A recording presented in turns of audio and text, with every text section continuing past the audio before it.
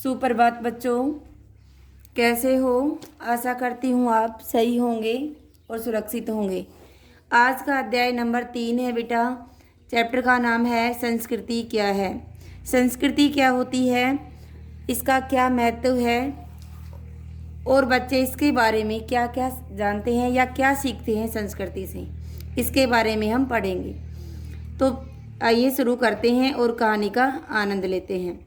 संस्कृति और सभ्यता ये दोनों दो शब्द हैं, इनके मायने भी अलग अलग हैं। सभ्यता मनुष्य का वह गुण है जिसे वह अपनी भारी तरक्की करता है।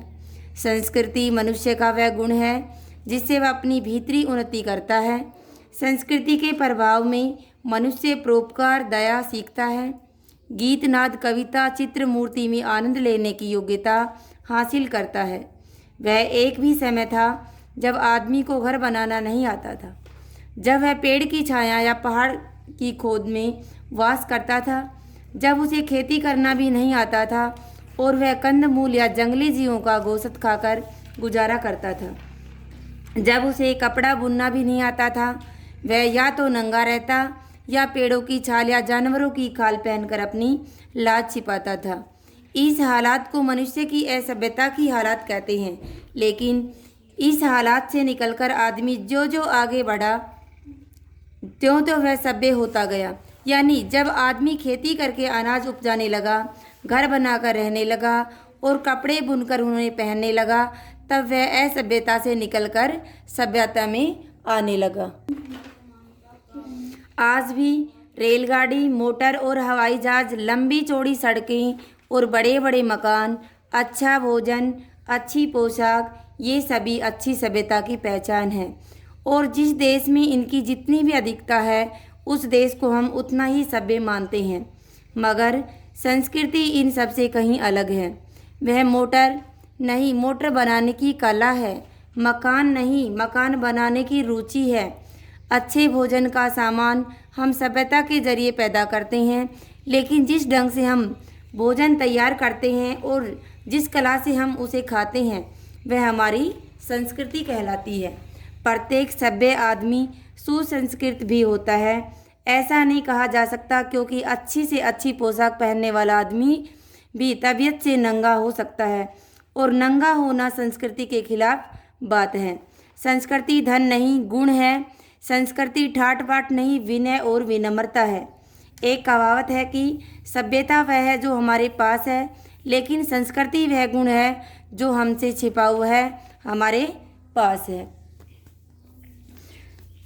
हमारे पास होता है। हमारे पास घर होता है, कपड़े लत्ते होते हैं, गाय, भैंस, बैल, घोड़े, हाथी, मोटर, हवाई जहाज भी होते हैं। मगर ये सारी वस्तुएं हमारी सभ्यता के सबूत हैं, जिनसे यह जाना जा सकता है कि जिंदगी की मोटी और भारी सुविधाएं हमने कहाँ तक हासिल की।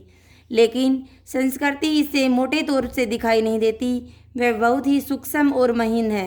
वह हमारी प्रत्येक पसंद है, आदत में छिपी रहती है। मकान बनाना सभ्यता का काम है, लेकिन हम मकान का कौन सा नक्शा पसंद करते हैं, ये हमारी संस्कृति बताती है। कपड़ा तैयार करना सभ्यता का काम है, लेकिन उसका रंग रूप कैसा हो, यह हमारी संस्कृति बताती है। हथियार गढ़ना सभ्यता का काम है, लेकिन उस हथियार को किसी को मारना ठीक है या नहीं, यह बताना संस्कृति का काम है। आज दुनिया में बड़े बड़े बम और दूसरे हथियार बन रहे हैं, क्योंकि सभ्यता के मामले में दुनिया बहुत आगे बढ़ गई। लेकिन संस्कृति पुकार पुकार कर कह रही है कि इन बम्बों और हथियारों को काम में मत लाओ, क्योंकि इनसे दुनिया बर्बाद हो जाएगी।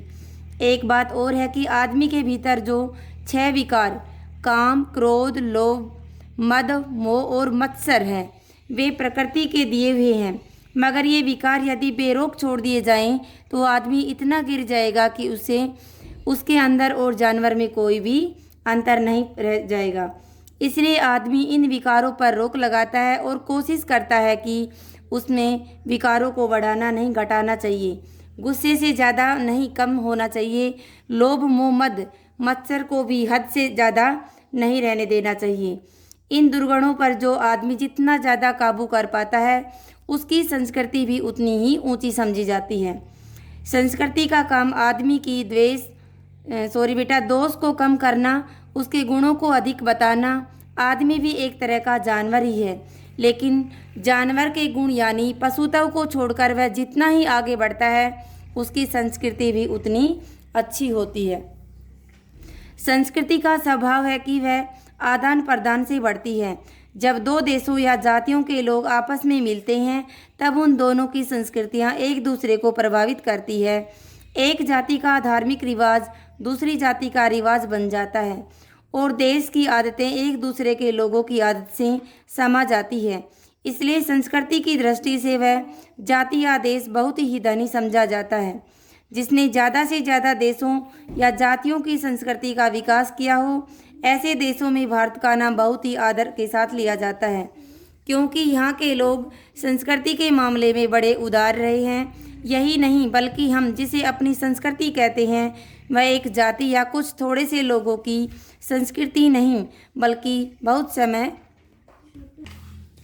पुराने समय से जो हमारी अनेक प्रजातियां इस देश में आती रही, उन सबकी संस्कृतियों के प्रभाव हमारी भारतीय संस्कृति पर पड़ते हैं और उन्हें प्रभावों को ठीक से अपने भीतर पचाकर हमारी संस्कृति इतनी विशाल और उदार हो गई कि आज वह सारी दुनिया की संस्कृति का आईना बन सकती है। यह भी ध्यान देने की बात है कि भारतीय संस्कृति का जब जब किसी विदेशी संस्कृति से मिलन हुआ, तब तब हमारी संस्कृति में एक नई ताजगी आ गई। असल में भारतीय संस्कृति में बसंत ऋतु बड़े पैमाने पर 4 बार आया है और इन चारों मौक़ों पर हमारी फुलवारी में जो लहराहट पैदा हुई, जो फूल खिले, वे हमारी संस्कृति को आज भी ताज़ा बनाए हुए हैं। इन 4 अध्यायों में पहला अध्याय वह है जो जब आर्य इस देश में आए और द्रविड़ जाति से मिलकर उन्होंने उस संस्कृति की नींव डाली जिसे हम हिंदू अथवा भारतीय संस्कृति कहते हैं। दूसरा अध्याय वह जबकि यह संस्कृति कुछ पुरानी हो गई और उसके खिलाफ महात्मा बुद्ध और महावीर ने विद्रोह किया, जिनके फलस्वरूप बहुत सी रूढ़ियाँ दूर हुई और यह संस्कृति एक बार फिर से नवीन हो गई। तीसरा अध्याय वह है जब इस देश में मुसलमान आए और हिंदू धर्म का इस्लाम से संबंध हुआ। और चौथा अध्याय वह है जब भारत की मिट्टी पर हिंदुत्व और इस्लाम दोनों का संबंध ईसाई धर्म और यूरोप के विज्ञान और बुद्धिवाद से हुआ। तो आशा करती हूँ कहानी आपको समझ में आई होगी और आज का होमवर्क है बेटा, इस कहानी को दोबारा से पढ़ोगे, इसकी दोहराई करोगे। धन्यवाद।